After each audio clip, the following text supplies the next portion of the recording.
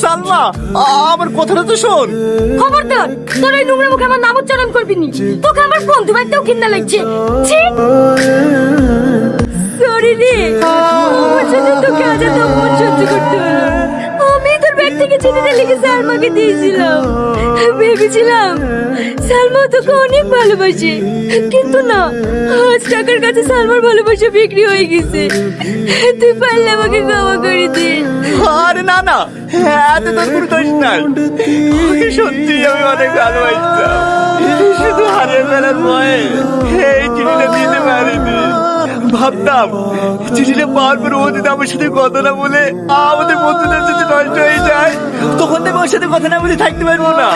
সেই ভয়ে চিঠিটা দিইনি, আর আজ সেটাই হলো।